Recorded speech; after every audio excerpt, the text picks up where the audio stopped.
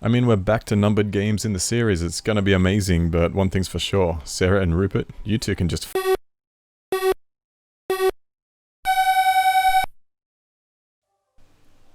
Finally, after years of waiting, we have our first glimpse of Gran Turismo 7. It's only a short and sweet 4K teaser trailer, but we are going to extract every last scrap of information we can out of it. And right off the bat, we can see what looks like a cool camera shake effect, adding to the sense of speed, and not only that, check out how the camera follows the vision of the driver. It's very cool stuff. Or is it? We're gonna get back to that just a little bit later. Some very impressive ray tracing right there, and look at those shiny wheels, but then we get this grass. It's a flat texture with little in the way of definition or detail, something early demos of GT Sport got crucified for back in the day, but is this demo really any better? Let's take a look.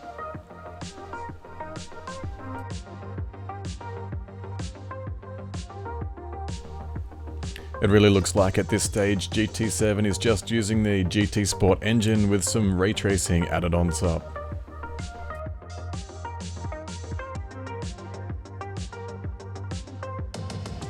Now, speaking of ray tracing, the reflection of the barren trackside detail is really quite impressive.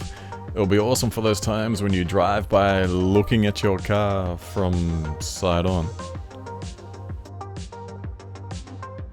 Now, this is the most important thing in this whole trailer: volumetric ray-marched clouds. To create a dynamic cloud situation like that takes a lot of effort, and you don't do it for no reason.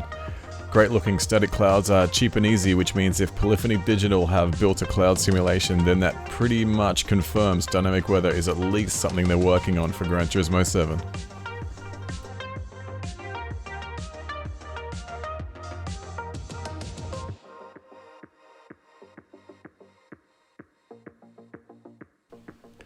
That's Sarah pop-up.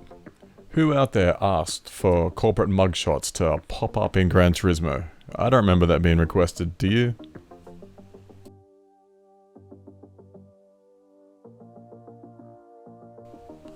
Now here we can see something that is welcome. That little red icon saying GT Cafe. The GT Cafe is where you take a break from all the serious racing stuff and just do dumb shit with cars. Now, Polyphony Digital are traditionally not the most creative of thinkers, and usually the coffee breaks have been limited to abusing traffic cones or abusing the rear tires for drift points. But here's hoping we get some legit crazy coffee breaks in Gran Turismo 7. We've got corporate mugshot Rupert over here introducing car mods, but I hope he knows he's playing with fire. Sure, buying some used junk for cheap and little by little turning it into a track monster is awesome fun and a staple of past Gran Turismo games. And we even have the used car dealership back. But with great power comes great responsibility, and I just don't think Rupert's ready. We can look to games like Forza 7 to see the effects car tuning has on the quality of multiplayer racing. All it takes is one person to find that perfect combination of parts that breaks the game's point system and the racing becomes chaos. You get monsters that are blisteringly fast in a straight line, blowing the doors off everything else in their class. While this might be hilarious the first time, needing to enter a rocket-powered shopping cart into each event to be competitive gets boring quick. Now remember we said we would get back to that shaking cam and head tracking view? Well, where is it now? Now we are back to the standard GT Sport stuff, and along with it comes all the limitations of the GT Sport engine on PS4. But we're on PS5. Well, maybe we don't have all the limitations, but we can see the extended draw distance in that awesome rear view mirror, but it's very obvious that Gran Turismo 7 is in very early development. Ray tracing has been added and the rear view camera has been enhanced, but that's about it. As we go along, keep a close eye on the trackside objects in the distance.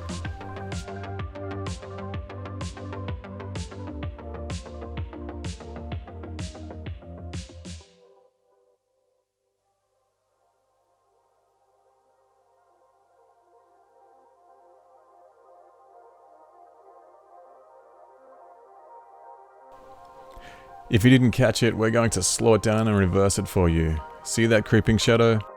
That just isn't what we should expect from a GT game on PS5. In racing games, you're always staring off into the distance, and developers need to use the power at their disposal to eliminate distractions to driving. That pop-in, whether it be geometry or shadows, isn't welcome, and with the sheer power of the PS5, there is little excuse for it. Which leads us back to the conclusion that GT7 so far is a quick port of GT Sport, and a lot of work is needed to bring it up to the level that GT fans expect.